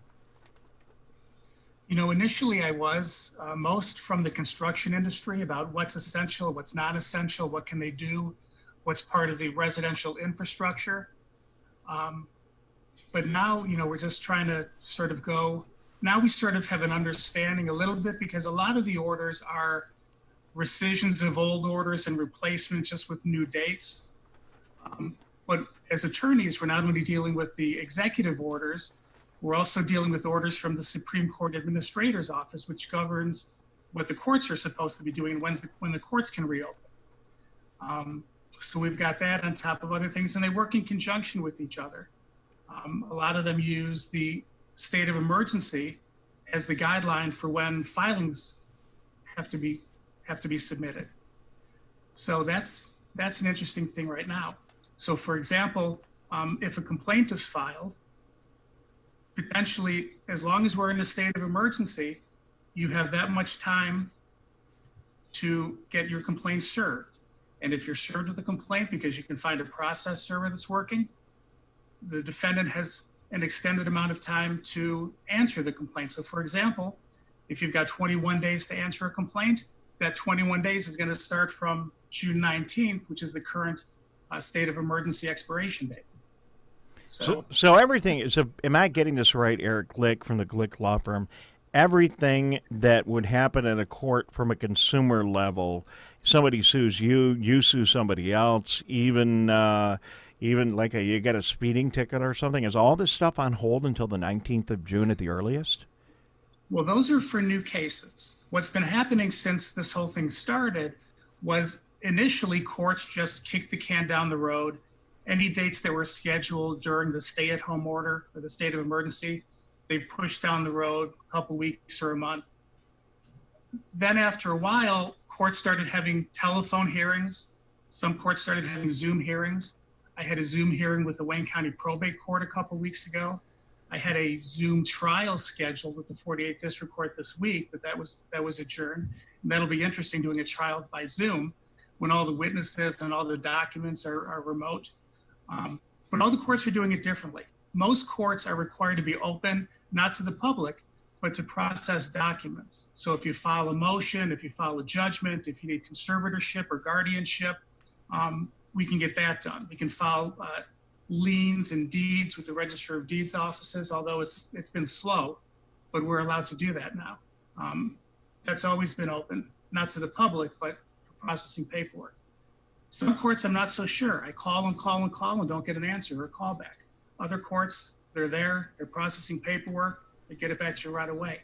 So it's hit or miss. We really need to call the courts and see what we're dealing with when we have a case that needs attention. Is it hit or miss from jurisdiction to jurisdiction? So let's say, back to my speeding ticket analogy. Let's say you get a speeding ticket in one municipality, and is it possible that they wouldn't be able to hear your case if you decided to take it to court, and in another one they would, and they'd just do it via Zoom? It depends where they are. I sort of think they're trying to prioritize. Certainly for emergency hearings, for criminal hearings where you can't leave someone incarcerated, they've got to have hearings. For PPOs, personal protection orders, they're doing Zoom hearings. For conservatorships and guardianships, the same thing. Traffic ticket, it might be something they kick down the road. I do have a couple of them pending, and they have been kicked down the road. I wouldn't be surprised if some courts were doing them by Zoom because they're relatively straightforward, right? But it just depends on a case-by-case basis. All right. Some court, like, for example, Social Security disability, they're still doing things a little bit the old-fashioned way. They're doing telephone hearings, not even video.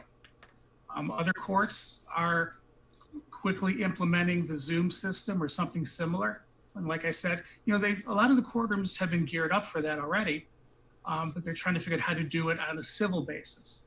A lot of times it's not unusual to have someone who's incarcerated participate by video as opposed to bringing them into the courtroom.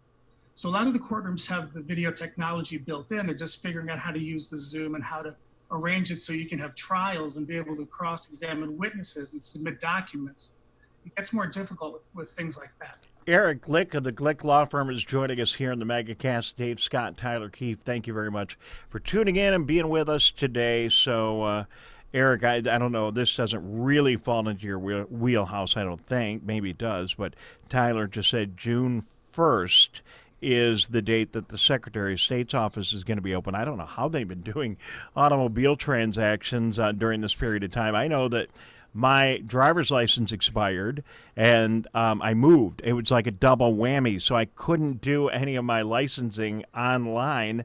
So I've been waiting for the Secretary of State's office and been driving around with an expired driver's license and expired license plate on my car, my motorcycle, and and I own a boat too. I'm not just bragging about my toys, just trying to do all this stuff. All this stuff is expired, and I was kind of worried about it, and then I'd see the executive orders coming through.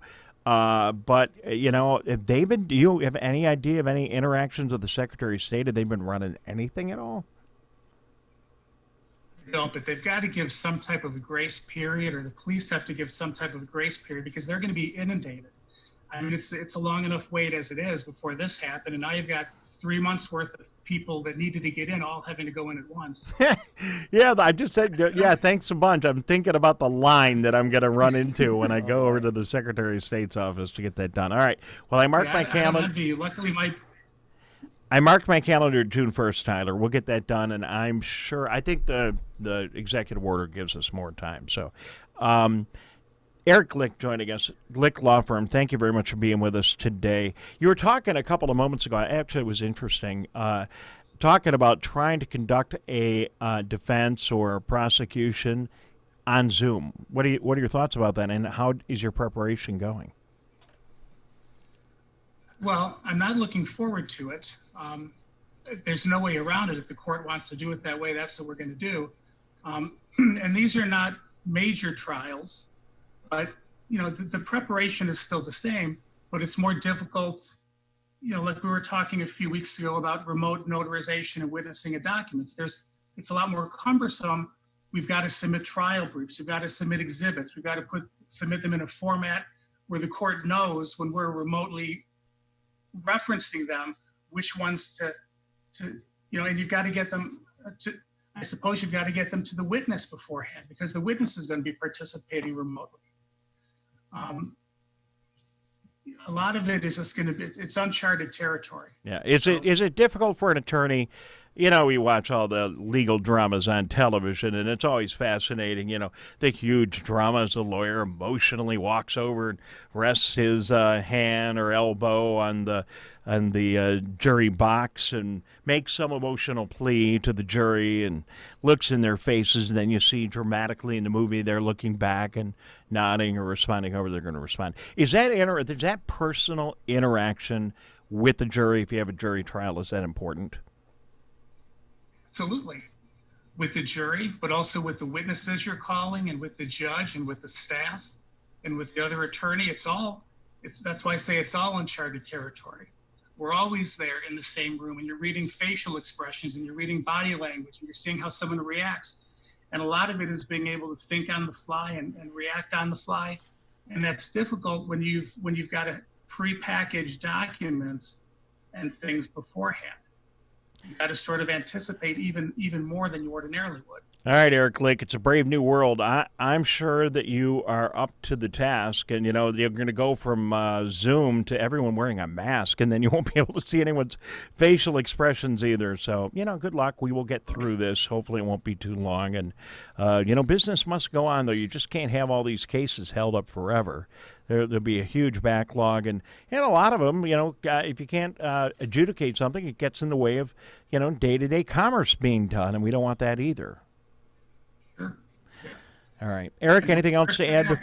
Yeah, go ahead. I'm sorry. Well, I was just saying we're setting up all those apparatus you were talking about earlier in anticipation of, law firms being able to reopen. So we've got dividers in all the conference rooms and at the secretarial stations with the sneeze guards and all those things. So when we're ready to be open, it's a brave new world even at the office. All right. Counselor, thank you. Always good to talk to you. I hope everything is well with you. Thank you for being on the show again, and good luck in your trials. I would love when you get ready to go to court, if you would check back in. I would just love to hear, as you get ready to go to court, what it's going to be like via Zoom, and I think our listeners might be interested in that. So good luck with that, and thank you for joining us again. Eric Glick of the Glick Law Firm. Do you want to give out your web address or information real quick before we say so long? Sure. The website is www.ericglicklaw.com.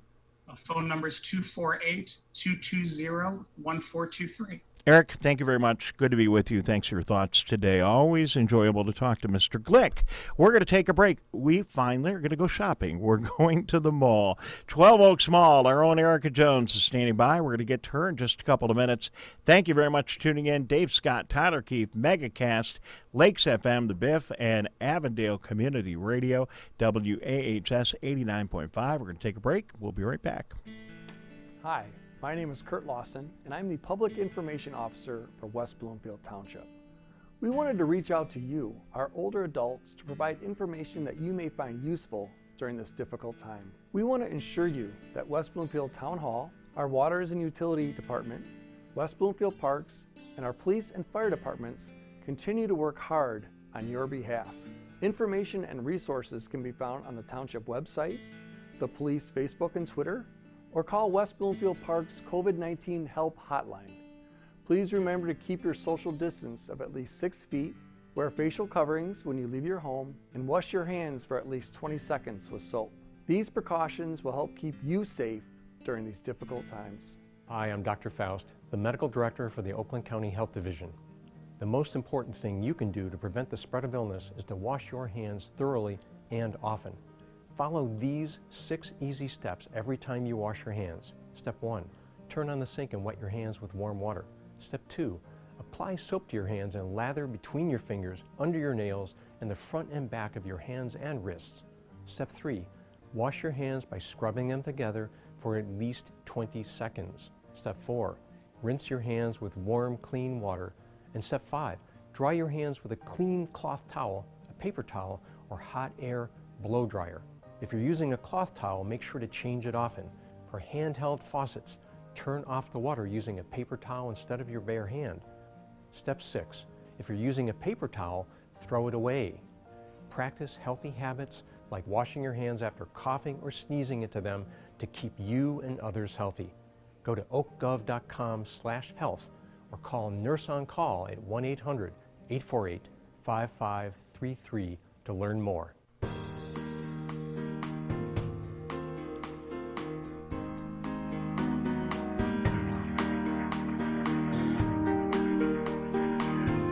You are watching and listening to Oakland County's only radio, cable TV, live streaming, webcasting, radio and television show.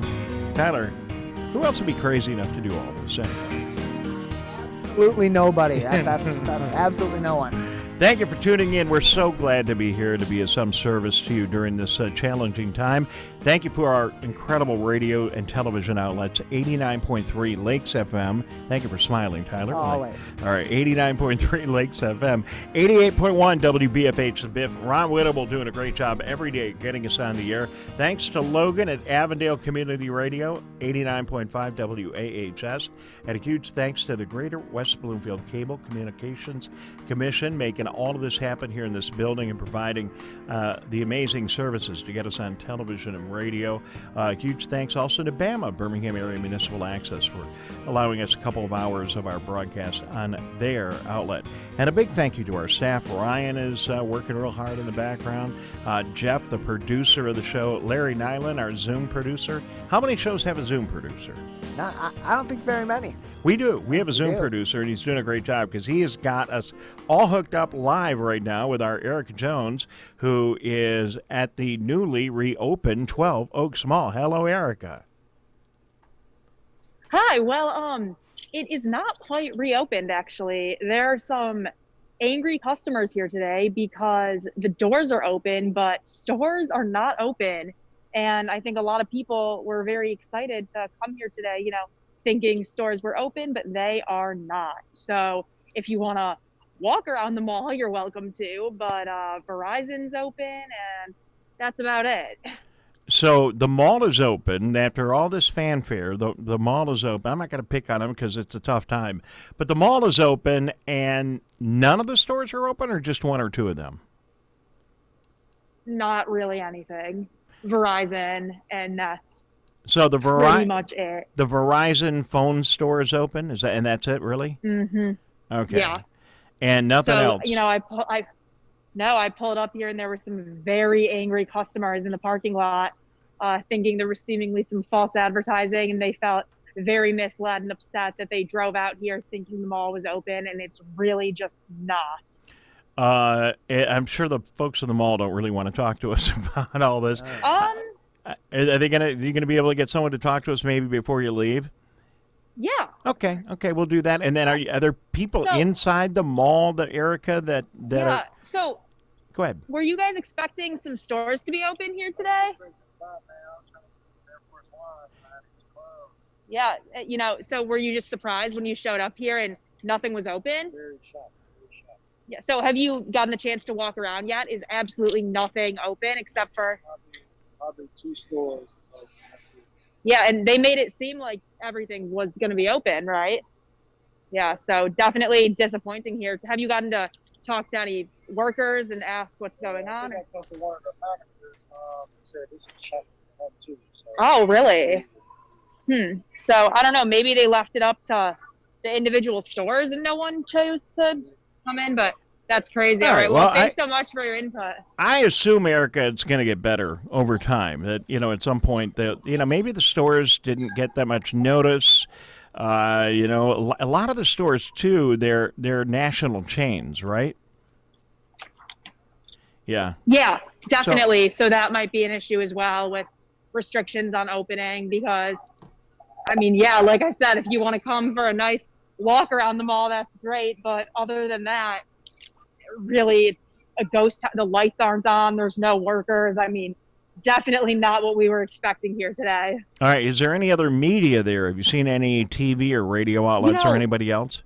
Actually, yeah. As I walked in, there was a guy and a girl. They had a big camera and some equipment, but they were just walking out. I didn't even get the chance to talk to them. So I'm assuming, they were here disappointed by the situation as well. Everything just seems to be customers on their phones complaining, very disappointed by the situation that. All right. Well, listen, nice house, nobody home. Thank you very much for your report. I appreciate it. If nothing else, Tyler, we're going to save some people a trip because why go all the way out there if you don't live in the area to go shopping, right? There's nothing open. That seems to be what people are disappointed about. Erica, we're going to let you go. Thank you very much for your outstanding update. If you have anything else or any other information going on out there, please let us know, all right? Sure. All right, there she is, Erica Jones, checking in from the 12 Oaks Mall. And the story there is the mall is open, but none none of the stores are open, Tyler. A little surprising, but that's why we go out and check these things out. Yeah, very surprising and interesting to see that, because the information that these malls would be reopened on these dates, I think a lot of people were anticipating both news, civilian, and even some and even the mall itself probably was anticipating that a lot of these will be open. But like you had said, and like Erica had speculated, maybe it was left store to store for a choice, and not all of them are ready just yet on the day of the mall's reopening. We'll find out as time goes on. All right. Well, at least we know. And listen, we can criticize, but it's very difficult to make all this happen. And the whole mall thing was a little bit confusing anyway, under the orders. I mean, the mall can open, I guess. I don't understand how the mall itself opens under the governor's guidelines. I guess if you're keeping your social distancing and there aren't more than 10 people and you think it's okay, you got to get something essential, and maybe you made a deal with an appointment at one of the retailers, I think you'd almost have to go through all of those calculations to say that your visit to the mall is okay. It's complicated right now. It is. It's very complicated, and there are still some gray areas that need to be addressed. And on top of that, maybe some of these stores in the mall have not had an extended period of time to go back into the store with the mall closed and set up their situation to be COVID-19 safe. It could be. So the report from the mall is really no different. 12 Oaks Mall, Erica Jones just out there reporting live. The report from the mall, no different than what we've seen as all the other sectors of the economy open up. They can open up, the data's there, and then people have been slow to react. So that is our story. We'll continue to keep an eye on the mall. Joining us right now from Oakland County is the medical director, Oakland County Health Department, Dr. Russell Faust. Doctor, thank you very much for joining us on the Megacast again. Good to have you with us. Good morning, Scott. Pleased to be here. Fantastic to have you back, and we really enjoy your public service announcement. It's one of the top public service announcements in the radio biz. We would say we're running it on high rotation. We are. So it's good. I appreciate your announcement and all of your insight and the time you spent with us in the past. So let's start out with the numbers. The numbers really seem to be improving. I would like to hear your thoughts from your desk. Well, we have over 8,000 Oakland County cases now, just under 900 deaths, or 1,000 deaths, so 953 deaths. But we have 6,502 recovered. Across Michigan, 55,600 cases, over 5,000 deaths, but 33,168 recovered. And it's those recovered numbers that are really encouraging, give me some optimism. Of course, the total United States cases are a global embarrassment, and that's a tragedy. But I think overall, things are looking up in Oakland County. I think the other encouraging number that I wanted to share with people is that the percent positives that we're seeing in our drive up, and we have 3 drive up sites right now, and I want to remind people of those. On Mondays and Wednesdays, we have, by appointment only, drive up at our Southfield Clinic site. That's at Catalpa and Greenfield, I believe. On Tuesdays and Thursdays, we have drive-up testing at our Pontiac site. That's near the Pontiac Courthouse site. And on Fridays, we're out in Novi at the Novi Civic Center. Early on, what we were seeing is a very high positive rate, because when we first opened up for testing, of course, there were people that were not ill enough to be hospitalized, but still had symptoms, and we were seeing them come through for testing and at a fairly high positive rate. But as those folks have been tested, now we have people that are asymptomatic, that are less symptomatic, less severely symptomatic, and across the community now, we're seeing about a 5% positive rate. So I feel that that's encouraging. And one last number I'd like to share. It's several places in county now they're performing clinical trials with not the early unreliable antibody test, that is the drop of blood on a card kind of test. Those were just entirely unreliable. The tests that are being worked on now require an actual blood draw, so a phlebotomy, a blood draw in a tube. The blood is spun down, the serum is taken and sent to the lab, and they actually do a quantitative assessment of IgM and IgG antibodies. And this is still not up to prime time, shall we say. It's not up for routine clinical use, but there are clinical trials that are ongoing in several places in county now, and they're seeing across county about a 20% positive rate in the population in Oakland County, meaning about 20% of the people out there, whether they've been ill with COVID-like symptoms or not, have antibodies. Now, a lot of unknowns. We don't know whether those are cross-reactive antibodies that cross-react to the many other kinds of coronaviruses, or whether they've had COVID-19 infection and recovered, and they've mounted an antibody response. And the other big unknown is we don't know whether that provides any level of immunity, and if so, for how long. So many, many unknowns, but I think as things begin to loosen up as we move forward, I'm encouraged that we have a lot of positives. And I think the other positives, in addition to an antibody level across county, is that we have PPE now, personal protective equipment. We have masks, we have gowns, we have gloves, we have face shields for our frontline healthcare providers in EMS and fire and rescue. And we have vastly more experienced ER staff, physicians and nurses and aides. And I think we're prepared. So I don't think we'll see the spike that we saw and kind of the overwhelm of our ERs that we saw in, say, the third week of March. Dr. Russell Faust, the medical director of Oakland County Health Department. I would never interrupt you, sir, because the information. No, it was good. The information you give is so great, and there's now I got about 100 questions. So we'll go back. We'll go back through. All right. First of all, that was enormously helpful information. Let me go backwards. So the antibody test, yes, we heard that the earlier antibody tests were maybe up to 50% inaccurate in the reporting. So now you have better antibody tests here in Oakland County. And just can you go back on this? Can you reaffirm that you said that 1 out of 5 people that are tested are testing positive with the antibody, so they have had exposure to the COVID-19. Can you talk about that just a little bit more? Perhaps. We hope that that's the case. The problem with the antibody test, the true quantitative serology antibody test that is being worked on now, is that we still don't know what the cross-reactivity rate is. And to be very clear, you and I and all the listeners here have been infected with other coronaviruses. That is, there are 4 main coronaviruses, very common, that routinely cause the common cold.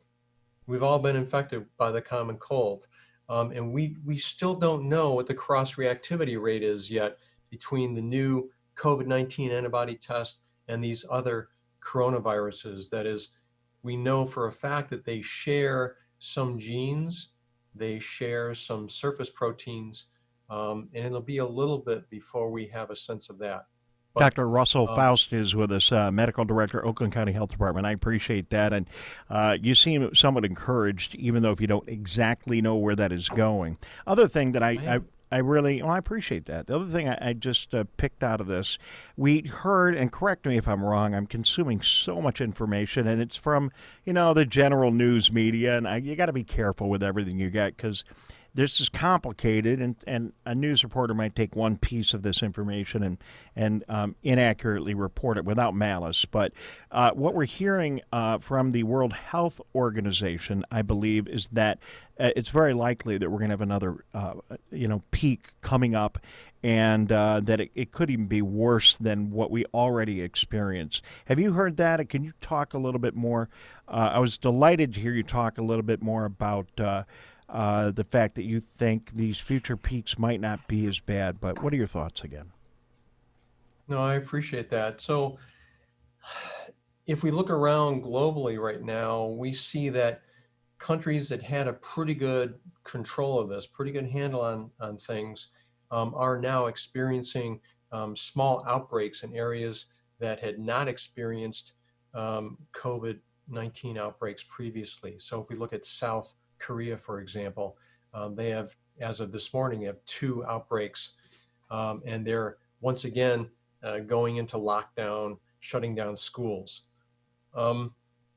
We may certainly go through that.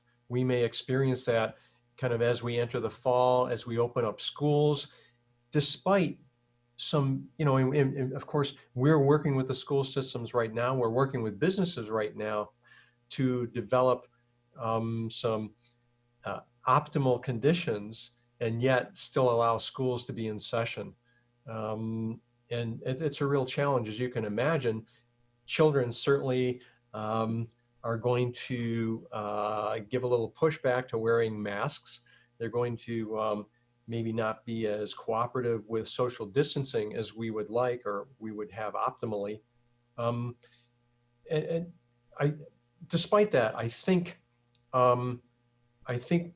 we'll have better control over the next wave if that does occur, primarily because we have things we should have had, we wished we had 2 months ago when that first wave hit us. That is, we have PPE now. My big concern is that that first wave didn't hit us in at the same time that flu season hit us. So this coming fall, school season, flu season can be a real concern. Dr. Russell Faust is with us. He is the medical director of the Oakland County Health Department, often quoted, very helpful information, and we always appreciate you coming on the program with us. Dr. Faust, so what's that going to look like? What challenges will that present if we have flu and we have COVID-19 going on at the same time? Is it going to just create confusion for people as to what their symptoms are, or what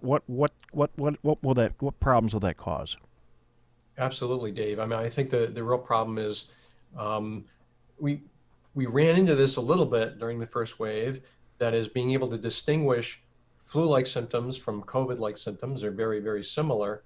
What we will have coming up is we will have a test. We didn't have tests early on.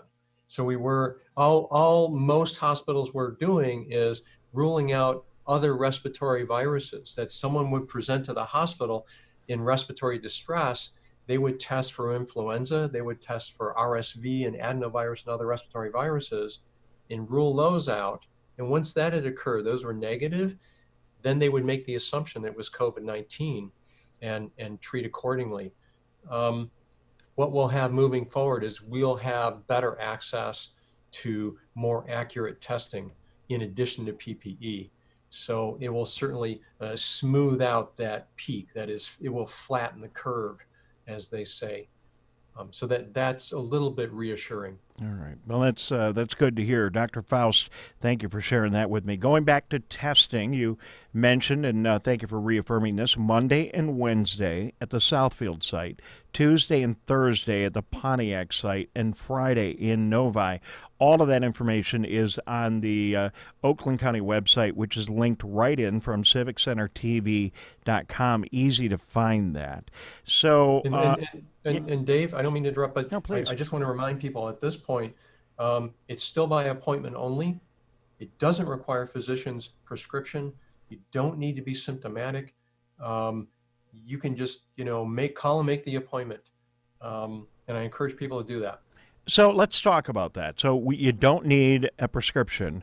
Do you want everyone to make an appointment? Are there certain people that you would prefer that they go and get this testing, whether through the county for free or one of the many other options that people have? What's your recommendation, Dr. Faust?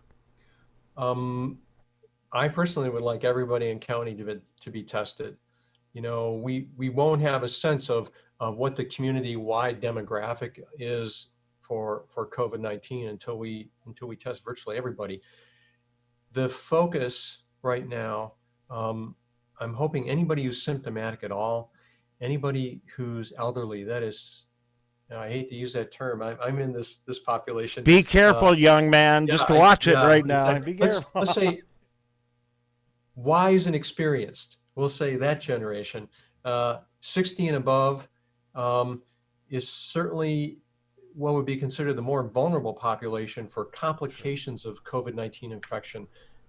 Folks that have comorbidities, that is any chronic disease, cardiovascular, lung disease, kidney disease, any chronic disease, if they're infected, does increase risk of complication. It'd be good to know whether they're infected with COVID-19 so that their physician and hospital can be aware of that if they do present with complications. All right, now that the people who really needed it, the first responders and others, I'll go. So I think what we'll do is we'll schedule a time, Tyler, maybe the next week, hopefully next week, and we'll just go do it live when we're on the radio. We'll schedule one of these times and see if we can do it and take people there. And then Dr. Faust, and people can see, that I assume we're still getting the swab up our nose, right? Are we still doing that for the COVID-19? No. Okay. So I will tell you, everybody's profoundly relieved to hear that. Well, I am now that I'm going to get tested. They're not getting the brain tickled. No. Okay. So I will tell you that we actually wanted to know early on, and we made a comparison. So we compared nasopharyngeal swab, which is what you described, to anterior nasal, just a couple centimeters, half an inch into the nose, versus oropharyngeal swab, back of the throat, like a strep swab, and even under the tongue, the sublingual swab. And we saw the same positivity rate for all of those in people who were positive. And so because the nasopharyngeal swab has a very small risk of causing a nosebleed, I just wanted to minimize any kind of potential injury. And so we routinely do the oropharyngeal swab, the back of the throat area. Okay. Dr. Russell Faust, he's a medical director of the Oakland County Health Department, joining us here on the Megacast. I appreciate your time. I'll only keep you a couple of more minutes. I know you're busy. Where's all this information coming from? You keep saying we. Are you talking the global we, as in the medical community in general, or how much is Oakland County participating in the research and the new information? And when I say Oakland County, I mean your department, and all of the medical community. We hear there's a lot of research going on here. How much is happening? Quite a bit of research. I mean, when I say we've done these comparisons, I mean by some of that's the royal we. I have been involved in much of the laboratory comparisons that we've done out on the drive-up testing line. So, we have in the state of Michigan, our lab happens to be, I guess it's immodest to say one of the best, but we have one of the few local health departments that has an active laboratory. Let me just say that. We're actually working on some of the testing here in our laboratory. But with regard to research, a lot of what we have been doing is in collaboration with the state, that is MDHHS, Michigan Department of Health and Human Services Bureau of Labs, so the BOL. And for example, the Abbott FAST, the Abbott Rapid Test, right, which is a small countertop machine that has the ability to provide a yes or no positive for COVID-19 in less than 15 minutes, 10 to 15 minutes. And early on, there was question about how reliable that was. And we worked very, very closely with the state BOL to determine that, at least in our lab, it's very reliable, 100% versus the state BOL PCR test. So we've been doing a lot of that. I will say that most of the hospital systems here in county, so the Beaumont system, the Henry Ford system, and the Ascension system, which is the largest system in state, they all have ongoing clinical trials in collaboration with CDC and State Bureau of Labs as well. So there's a lot of research going on. Much of the data is cleared through Oakland County Health and State BOL. All right. Well, it's good to hear that so much is happening here. We continue to see in the news media, Dr. Russell Faust, Medical Director, Oakland County Health Department, we continue to see in the news media that a lot of this research is going on, and we're hearing from our friends at the area hospitals talking about the different programs they're involved in, and it's always great to hear about the programs you're involved in. So, we all did see this national news, 100,000 deaths in our country. And for all the accomplishments, that is a tragedy. You called it just a couple of minutes ago a global embarrassment, what's happened here in the United States. I'd just like to give you a little opportunity to talk about that a little bit more. Well, I can't without getting into trouble politically. All I can say is that many things that should have happened did not. And emergency preparedness budgets have been cut, and we're paying the price for that nationally. I think, we have federal agencies that are tasked with providing services that they've been unable to provide, FEMA, for example. And we have other agencies that are unable to fulfill their traditional tasks through lack of funding and personnel. So that has been a real tragedy. All right, I understand you don't want to step in it. I don't want you to step in it, and I don't want to step in it either. But it sounds like I just was going to write down grades. I see what grade you would give FEMA. You want to give the CDC a grade? Are they on board here in Oakland County? Are they helping out? No comment will also be telling if that's what you elect.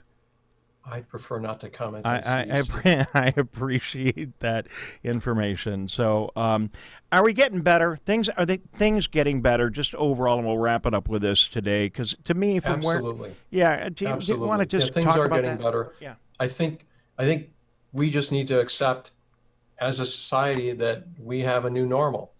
When we're out and about, when we're in public, the social distancing will keep us healthy, as well as a face covering, a simple fabric mask or surgical mask.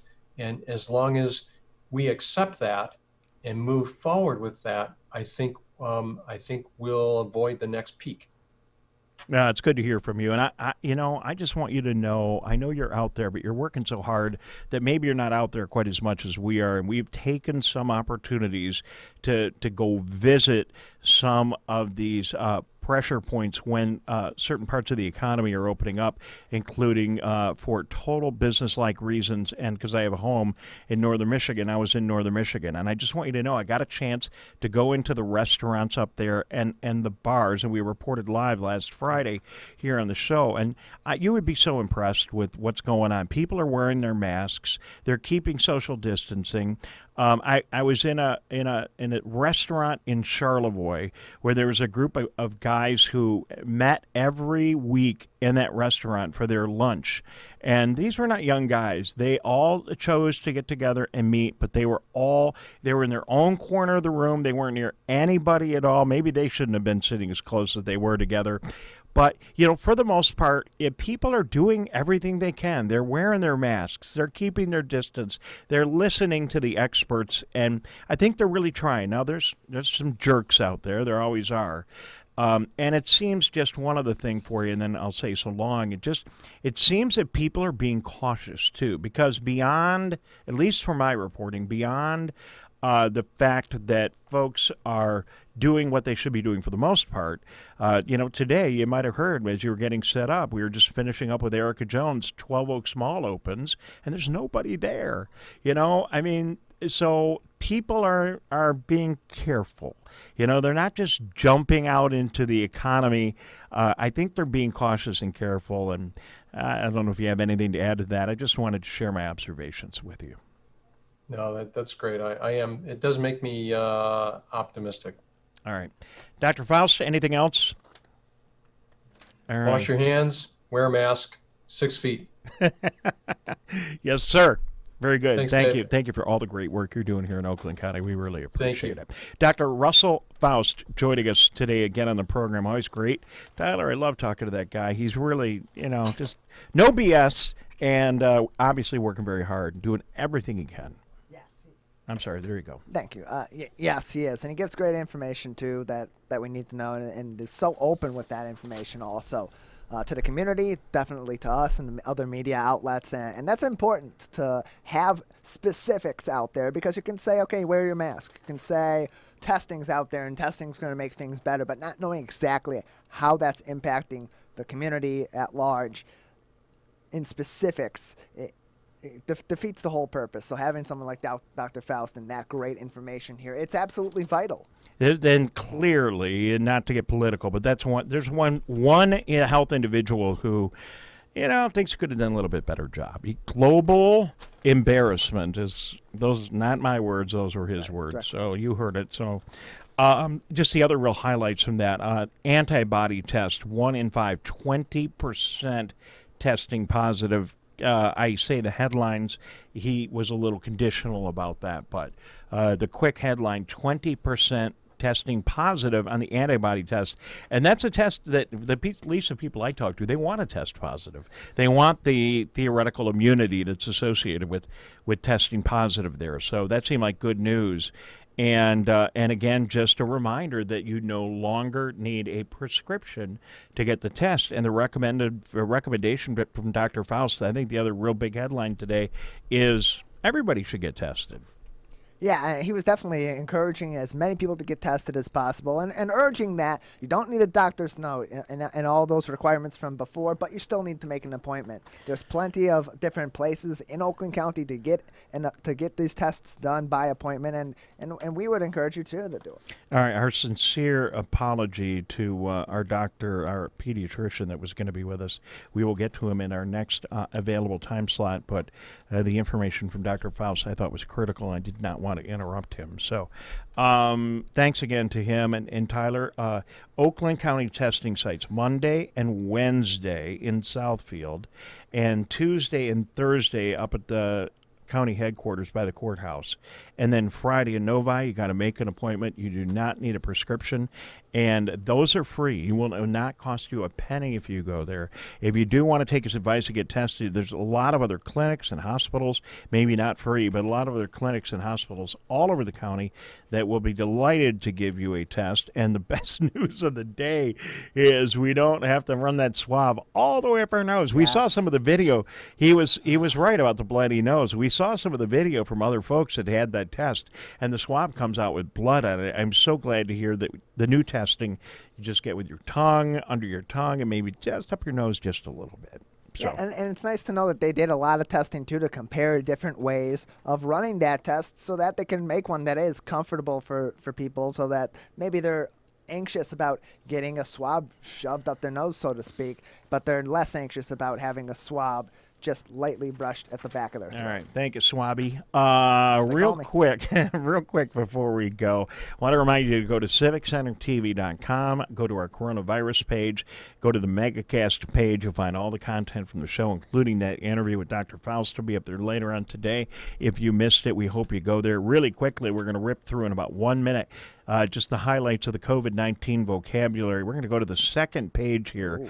PPE. We know what PPE is. Yeah, PPE is personal protective equipment. That's masks, that's gloves, that's face shields, and so on. The non-dominant hand. What's that all about? That is the hand. That is the opposite hand from what you typically use to write or to pick things up. You want to open doors, pick things up with that hand, so you have a less chance of scratching your face with your dominant hand and transmitting the virus. Antibody testing. That is testing for if you have had potentially had the coronavirus, but have cells in your body that have helped fight it off. Yeah, Dr. Faust said 1 in 5, but he also said that the coronavirus, there are a lot of different coronaviruses, and we maybe are testing positive.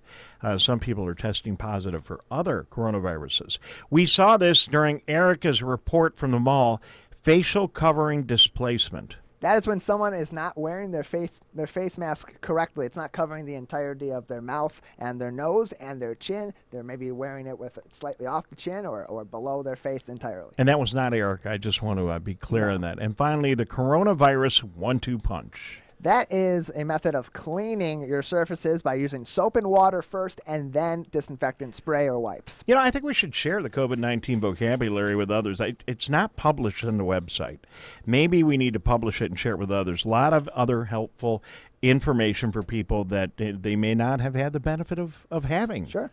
Our vocabulary. Good way, our way of doing what Dr. Faust did at the end of the interview and say, wash your hands, keep 6 feet. What was the third one?